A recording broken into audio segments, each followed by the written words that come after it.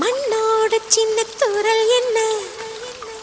எங்கேதான் சென்றாயோ இப்போது வந்தாயோ சொல்லாமல் வந்தது போல் இல்லாமல் போவாயோ தப்பாமல் மீண்டும் சந்திப்பாயோ